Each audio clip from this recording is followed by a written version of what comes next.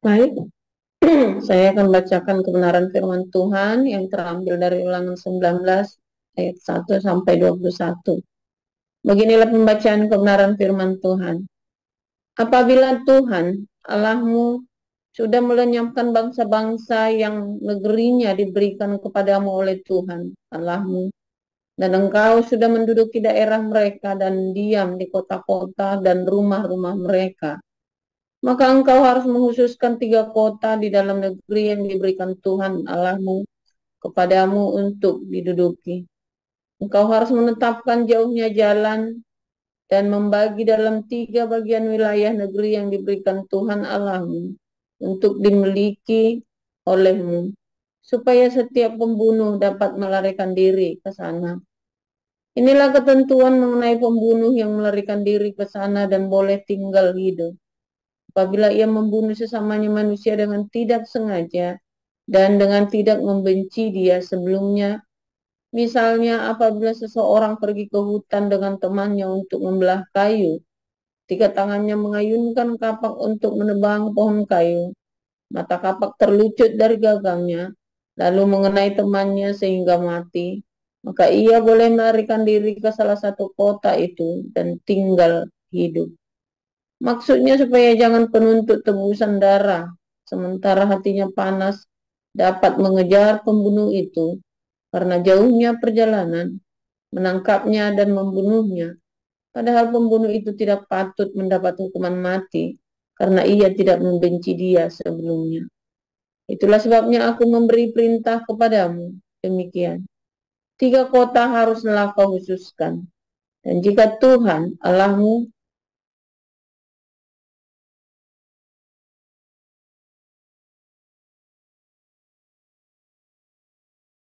dikatakannya akan diberikan kepada nenek moyangmu, apabila engkau melakukan dengan setia perintah ini yang kusampaikan kepadamu pada hari ini, dengan mengasihi Tuhan Allahmu dan dengan senantiasa hidup menurut jalan yang ditunjukkannya, maka haruslah engkau menambah 3 kota lagi kepada yang 3 itu, supaya jangan tercurah darah orang yang tidak bersalah di negeri yang diberikan Tuhan Allahmu kepadamu menjadi milikmu, dan hutang darahmu lekat kepadamu.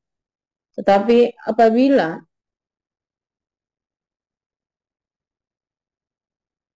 tetapi apabila seseorang membenci sesamanya manusia dan dengan bersembunyi menantikan dia, lalu bangun menyerang dan memukul dia sehingga mati, kemudian melarikan diri ke salah satu kota itu, maka haruslah para tua-tua kotanya menyuruh mengambil dia dari sana dan menyerahkan dia kepada penuntut tebusan darah supaya ia mati dibunuh.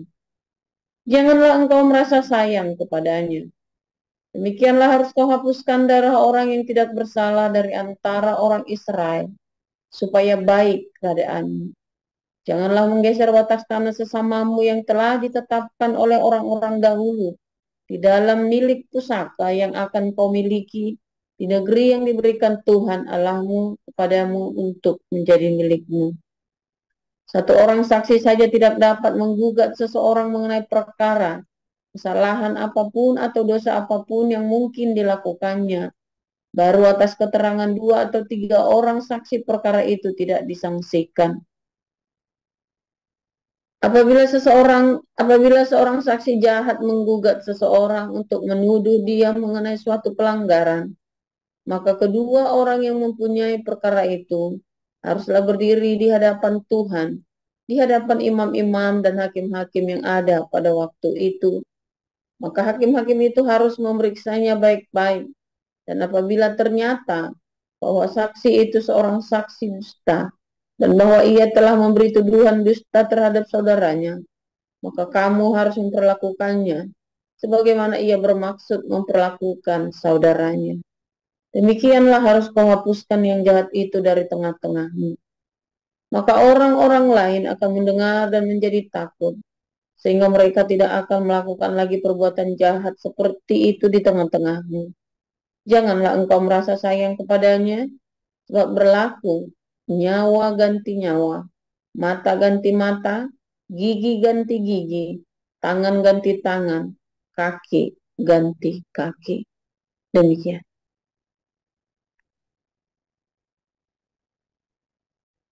Oke, mari selanjutnya kita mendengarkan dari 1 Korintus 1.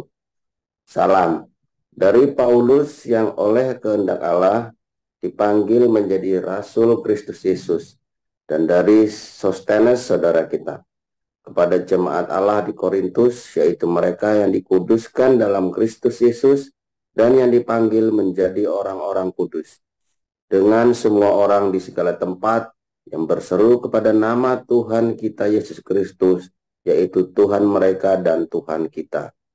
Kasih karunia dan damai sejahtera dari Allah Bapa kita dan dari Tuhan Yesus Kristus menyertai kamu. Ucapan syukur. Aku senantiasa mengucap syukur kepada Allahku karena kamu atas kasih karunia Allah yang dianugerahkannya kepada kamu dalam Yesus Kristus. Sebab di dalam Dia kamu telah menjadi kaya dalam segala hal, dalam segala macam perkataan dan segala macam pengetahuan, sesuai dengan kesaksian tentang Kristus yang telah diteguhkan di antara kamu.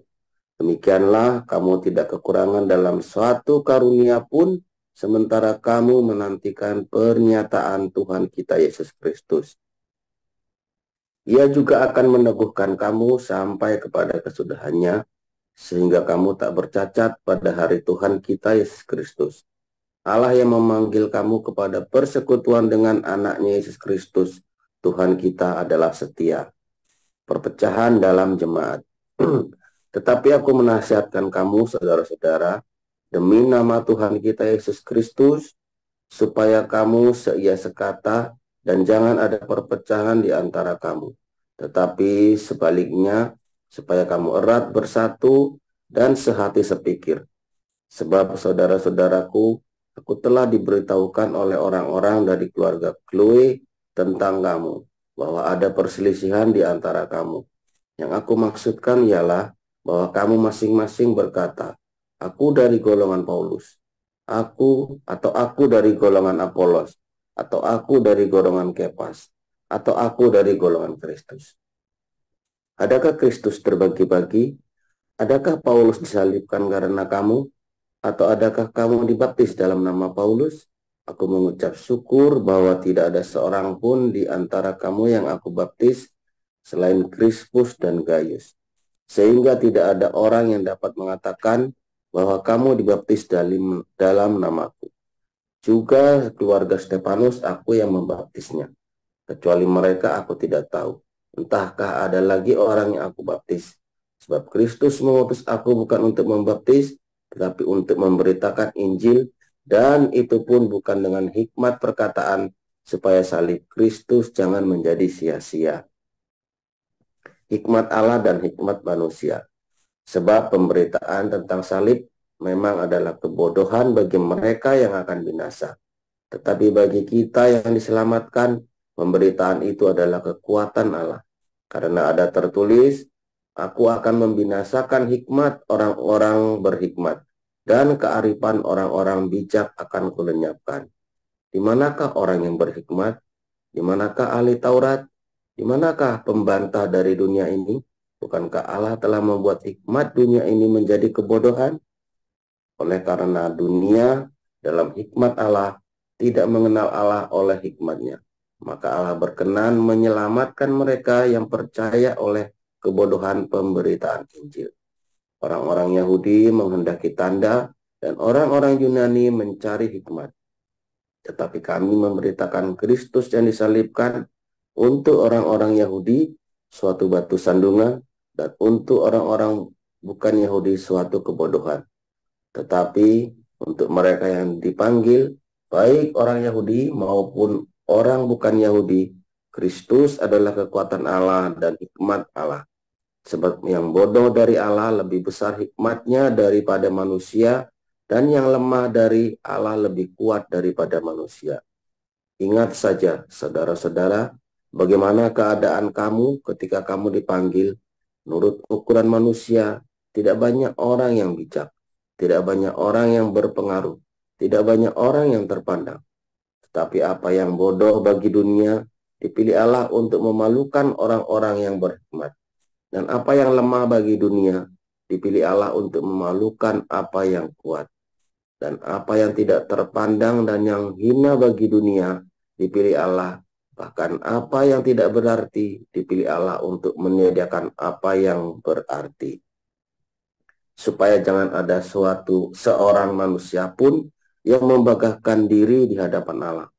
Tetapi oleh Dia kamu berada dalam Kristus Yesus, yang oleh Allah telah menjadi hikmat bagi kita. Ia membenarkan dan menguduskan dan menebus kita. Karena itu seperti ada tertulis, barang siapa yang bermegah, hendaklah ia bermegah di dalam Tuhan. Demikian firman Tuhan. Amin. Amin. Untuk firman Tuhan, selanjutnya kita akan dengar renungan firman Tuhan hari ini dan tema saksi. Silakan Pastor Joseph Oljam.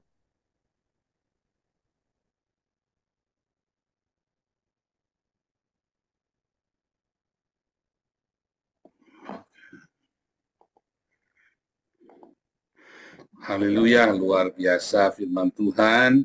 Selalu baru setiap hari ketika kita menanti-nantikan Tuhan dengan penuh cinta, dengan pengharapan, dengan iman dan hati yang tulus, dan terus jaga hidupmu dalam kekudusan.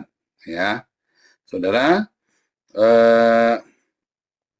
judul hari ini saksi. Ya, saudara, ketika orang Israel akan menghukum seseorang atau mengadili seseorang, maka membutuhkan minimum dua saksi, 2-3 saksi baru sah, saudara ya. Saksi itu sangat penting ya di dalam tradisi dan hukum Israel. Kalau Anda menjadi nabi, maka harus ada kesaksian 2-3 orang. Anda menjadi imam, pentahbisannya juga harus ada yang menyaksikan. Ketika Anda menikah, juga 2 atau 3 orang saksi, saudara. Nggak cukup cuma 1 saksi, harus 2 atau 3 orang sah saksi itu ya. 2 atau 3 saksi ini ya, itu pun dikatakan oleh Yesus, apabila kamu berkumpul 2-3 orang berkumpul di dalam nama Yesus, maka aku hadir. 2-3 orang saksi inilah yang menyaksikan kenabian para nabi, keimaman para imam, ya, pentahbisan sebagai pelayan Tuhan, dan kesaksian ketika menikah, kesaksian ketika mau mengadili, ya, menghakimi seseorang, dan 2-3 orang saksi inilah juga yang dikatakan oleh Yesus ya, bahwa Bapa dan Yesus adalah saksi. Juga tentu saja Yohanes ya. Jadi 2-3 orang saksi yang mengakui kemesiasan dan kealahan Yesus. Ia melihat sendiri ya. Nah, tapi kalau Muhammad tidak ada saksinya ya. Menikah itu harus ada saksinya, saudara ya.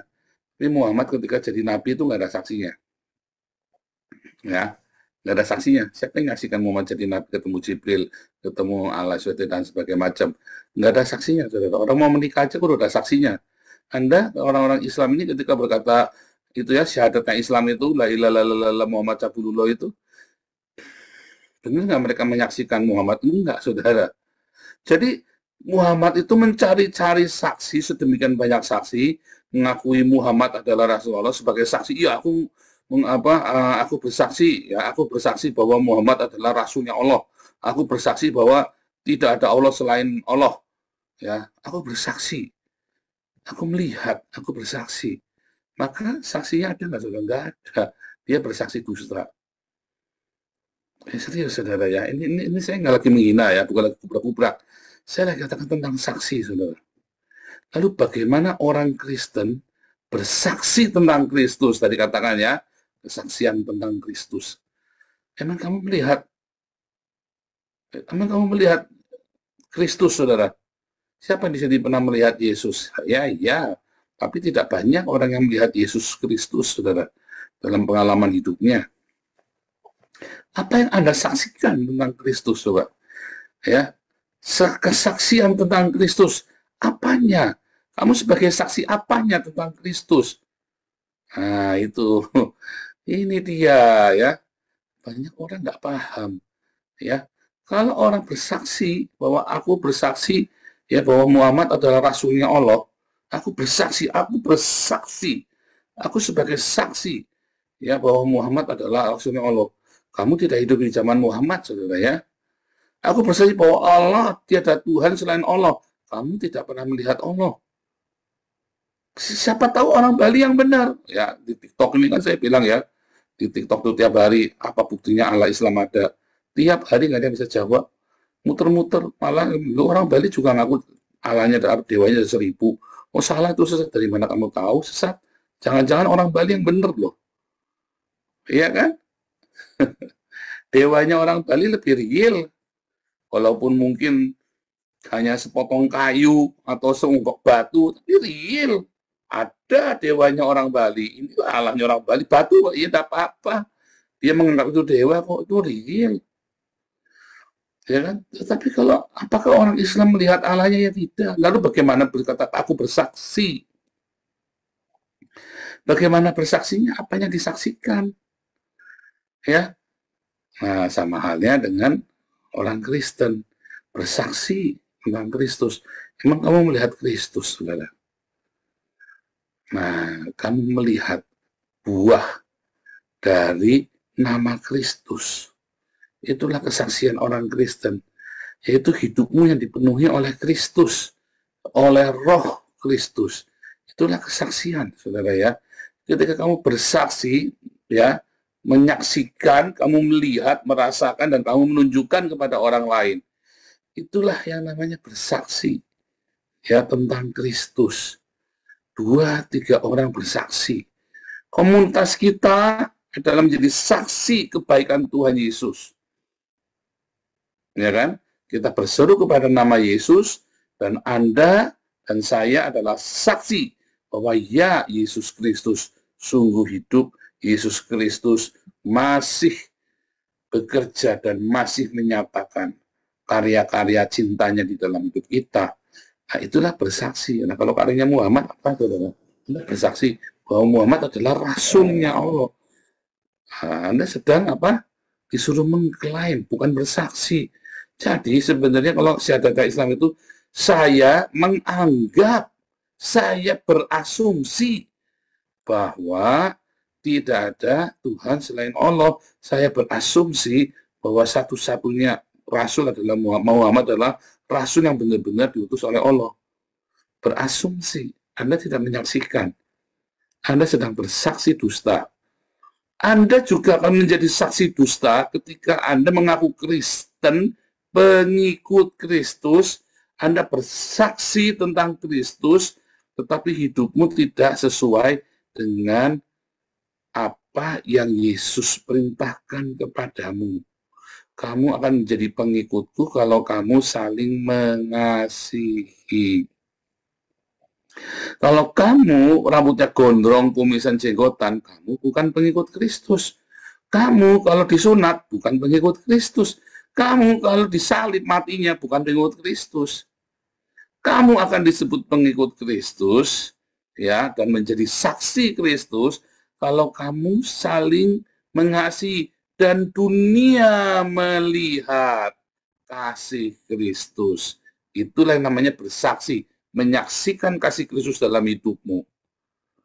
Serius, saudara ya, Anda akan bersaksi dusta kalau Anda tidak menyatakan Kristus di dalam hidupmu. Ya memang begitu, saudara ya. Dari sononya sudah begitu. Anda mau menyaksikan Kristus dalam hidupmu. Anda mau menyatakan Kristus dalam hidupmu, atau Anda bersaksi dusta. Jadi Anda, ketika Anda bilang aku Kristen, tetapi hidupmu tidak penuh cinta, tidak penuh kasih, hedonisme, kamu hedonisme dan kamu hidup di dalam keserakahan, tamakan hawa nafsu, maka kamu sedang menjadi apa? Anak-anak iblis. Ya kan? Kesombongan, pembunuhan, dan kebencian. Itulah saksi dusta. Iblis adalah bapa segala pendusta. Ya. Dan Anda sedang berdusta dengan dirimu sendiri ketika Anda merasa sudah rajin ke gereja, sudah rajin pun pagi, lalu Anda merasa Anda sudah menjadi pengikut Kristus. Ya, baru kasih koleksi sedikit saja, Anda sudah merasa Anda sudah pengikut Kristus. Ya, pemberian kan Tuhan tidak melihat pemberian. Oh, Tuhan melihat hatimu, saudara. Yang penting kan hatinya. Iya, kamu gajinya 10 juta, koleksinya 100.000, saudara. Hati-hati, kamu pelit, kamu kikir. Tapi kalau kamu gajinya 1 juta, kamu koleksi 100.000, ya Tuhan melihat, saudara, yang di hatimu. Ya, 100.000 itu adalah besar bagimu. Tapi gajimu penghasilanmu 1 miliar, koleksimu cuma 100.000. Waduh, saudara.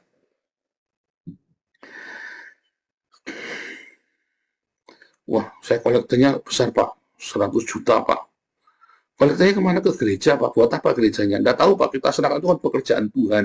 Buat beli LED yang gede banget, buat beli saudara, bikin gedung yang harganya triliunan, buat beli limousinnya pendeta, Pak, supaya memuliakan nama Tuhan. Pendetanya kita kalau naik pesawat, pakainya pesawat bisnis kelas, Pak, supaya pendetanya kakinya jangan bengkak, Pak. Ya, soalnya dari sering pelayanan dari Indonesia ke Amerika, kita harus melayani yang terbaik buat Tuhan, bukan buat pendeta.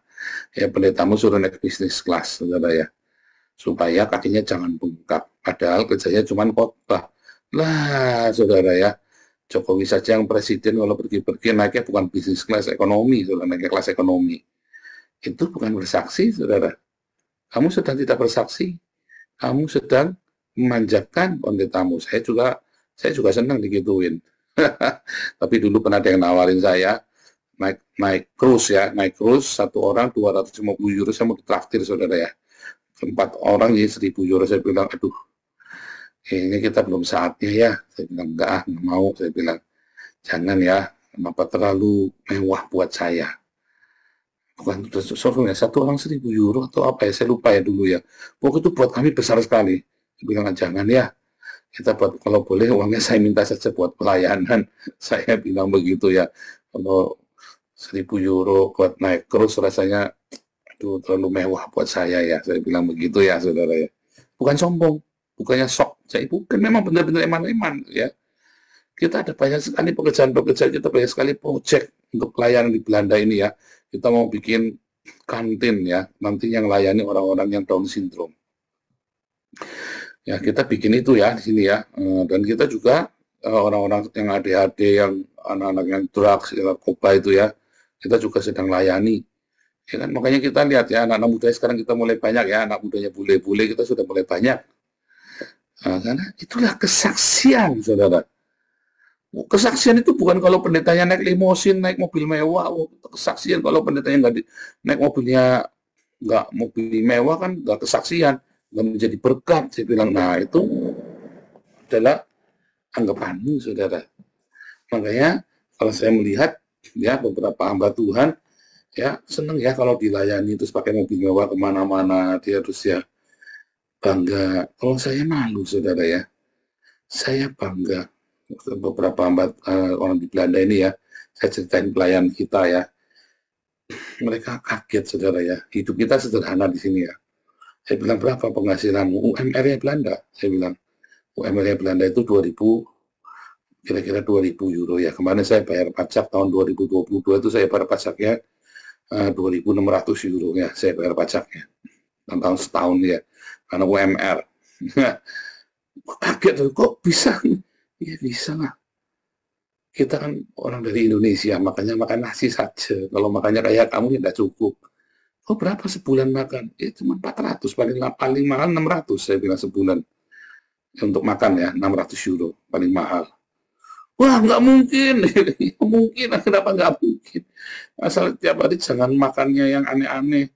Kalau pengen makan steak, ya jangan makan steak, kita makannya grillen saja di rumah. Beli daging di toko Turki itu kan. Nah, begitu. Gaya hidup ini disederhanakan, kita hamba Tuhan. Kita ini hamba. Garis bawain ya, kita ini hamba.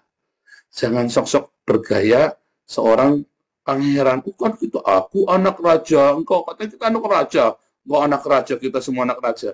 Anak raja yang baik akan hidup sederhana ketika rakyatnya menderita. Raja yang baik dan anak raja yang baik, dia hidupnya sederhana di tengah penderitaan rakyatnya. bukannya malah mewah-mewah di tengah penderitaan rakyatnya. Kalau kamu pendeta merasa anak raja, kan kamu hidup bermewah-mewah sementara jemaatmu miskin, maka kamu adalah pendeta yang lalim, saudara. Pendeta yang zolim, yang halim, yang pendeta yang kurang ajar. Ya kan? Apalagi kalau hidup pun dari kolektor. Ya, saudara. Belajarlah hidup sederhana. Ya, belajarlah hidup. Anda semua yang melayani Tuhan. Walaupun ya, Anda, uang saya sendiri pasti kerja. Ya, tetap. Kamu ketika menjadi seorang gembala, seorang hamba Tuhan, jangan menggunakan pakaian mewah, saudara ya. Hiduplah sederhana karena jemaatmu nonton. Dan hartamu yang untuk beli pakaian mewah itu bagikan kepada jemaat yang membutuhkan. Ya, belikan jemaatmu pakaian yang pantas pakai. Jangan kasih bekas. Kita kumpulin pakaian bekas. Pendetanya rajin kumpulin pakaian bekas. Padahal pendetanya mau kasih seluruh jemaat yang miskin-miskin itu pakaian baru, sepatu baru tiap ya setahun 2 kali dibagi, dia sanggup. Tapi dia suruh ngumpulin pakaian bekas buat jemaat. Kita kumpulin pakaian bekas. Lagi-lagi saya dengar pengumuman di gereja, yuk kita kumpulin pakaian bekas. Pokoknya gereja bilang, yuk kita kumpulin pakaian baru. Nah, ingat saudara, kita dulu mau ngumpulin kursi roda bekas dari Belanda. Karena gratis di sini dia harganya cuma 2 euro, 20, paling mahal juga cuma 10 euro, 20 euro ya. Kursi masih bagus-bagus, kursi rodanya bekas-bekas. Mau saya kirim ke Indonesia dulu. Ada persembahan dari seorang pengusaha. Pengusaha ini hidupnya, Anda kalau ketemu sama pengusaha ini, benar-benar ketemu, Anda malu, saudara. Serius, Anda malu ketemu pengusaha ini. Waktu kami ke hotel, hotelnya itu sederhana. Saya sampai kaget, ini pengusaha ngasih 1000 kursi roda baru buat kita. Hotelnya itu bukan bintang 5, saudara. Sampai saya malu, saudara ya. Saya malu. Terus kita makan, makanya makan enak ya di restoran Cina. Tapi harganya harga normal, bukan yang mau. Saya kira dia beberapa hari benar-benar bukan dia pencitraan, bukan. Ini pengusaha ini memang sederhana, saudara ya. Ya bukan pakai comang-comang, yang enggak juga nih pengusaha kaya raya, pengusaha sukses. Tapi hidupnya sederhana. Ngasih 1000 kursi roda, 1 kursi roda modal, andai kata dijualnya itu ya 4 juta, 2 juta sampai 4 juta. Jadi modalnya 1 juta. Itu ngasih 1 miliar, saudara, buat kita loh. Ya. Kasih kursi roda gratis buat kita, 1000 kursi roda. Anda kebayang nggak? Ini hidupnya sederhana, dan saya bangga sekali dengan pengusaha ini yang hidupnya sangat sederhana ini, saudara ya. Nggak pelit. Nggak pelit. Pengusaha ini nggak pelit. Ya, kalau pelit nggak mungkin kasih 1000 kursi roda, saudara. Ini orang nggak pelit, saudara ya. Nggak pelit. Ya. Luar biasa ya, saudara ya. Nah, ini pengusaha, ini baru hamba Tuhan. Saya kenal beliau, keluarga saya yang di Jakarta kenal beliau, saudara ya.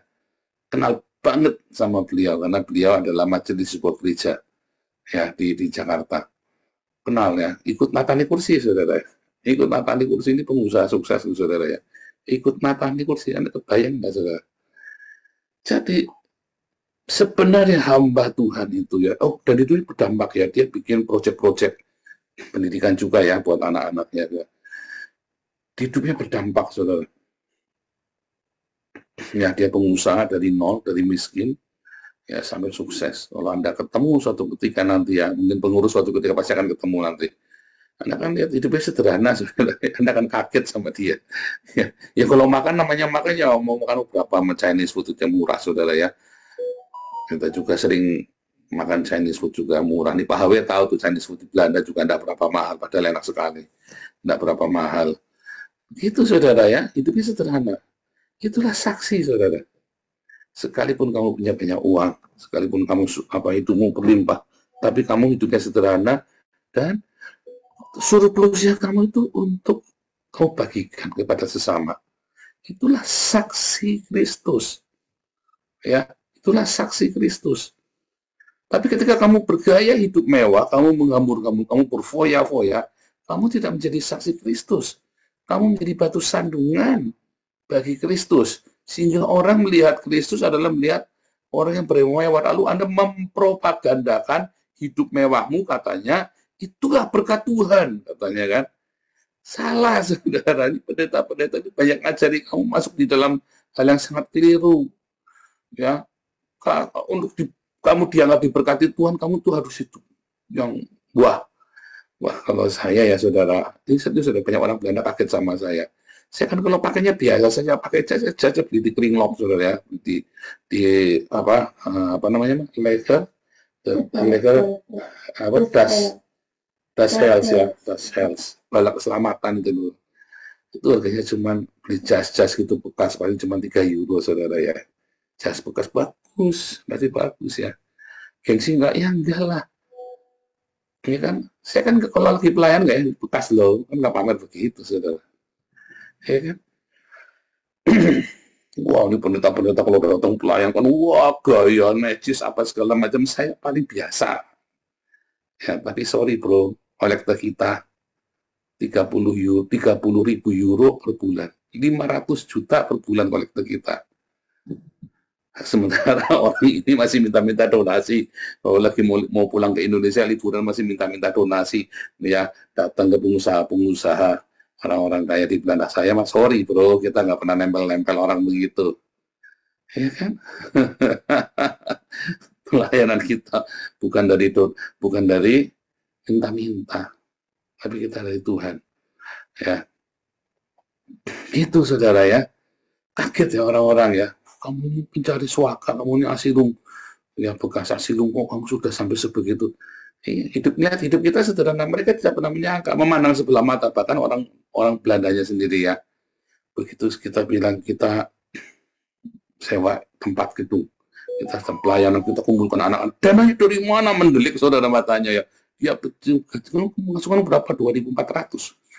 Ya, malah kita masih menghutang pajak, kita cicil pajak bayar ya, saudara ya. Kaget mereka, saudara ya. Kaget. Padahal kolektornya 30 ribu euro, saudara. Yang bayar pajak 2.600 saja dicicil setahun. Itulah kesaksian, saudara ya. Bukan dengan kemewahanmu, saudara, bukan. Tapi dengan apa? Dengan perbuatanmu yang nyata bagi sesama. Itulah kesaksian hidupku, itulah bersaksi, itulah ya saksi-saksi Kristus. Kalau kamu jadi saksi Kristus, tidak jadi saksi Kristus gara-gara kamu pakainya buruk, ya salah kamu, saudara. Tapi saya tidak suruh Anda pakai pakaian yang buruk, enggak, saudara ya. Berpakaian yang pantas, yang rapi, yang pantas. Jangan lempro, jangan 3 hari nggak dicuci, tiap hari ganti pakaian, saudara ya. Jangan nggak gantian, bau, kamu udah bau macam-macam. Aduh, tahu diri itu. Tetap yang wangi. Saya pakai wangi ya, saya tetap pakai parfum, mana-mana wangi. Apalagi saya kalau sama bau yang tidak sedap itu menusuk ya langsung ya. Saya bisa muntah-muntah itu kalau saya nyium bau tidak sedap itu ya. Yang wangi, mandi tiap hari, ya, baju yang bersih. Tiap hari ganti, saudara ya. Cuma memang saya bajunya 20 ini semua, kemarin beli 10 lagi ya. Ini hitam semua, tapi sekarang ada kemajuan ya. Ada warna biru tua sama biru dongker sama abu-abu, ya kemajuan ya, ganti warna. Soalnya ada yang ngeritik, terus kira nggak ganti ya, ganti abu-abu. Tapi nggak apa-apa, dipakai jas kan keren kan, tetap dasarnya ganteng. Nah itulah anak raja, saudara. Anak raja dasarnya ganteng, dipakai apa aja tetap ganteng. Kalau kamu anaknya gembel ya dipakai apa-apa, gembel ya tetap gembel, muka tampang gembel, saudara. Tapi kalau anak raja dipakai apa aja tetap ganteng. Kayak saya ini contohnya ya. Tuhan Yesus memberkati.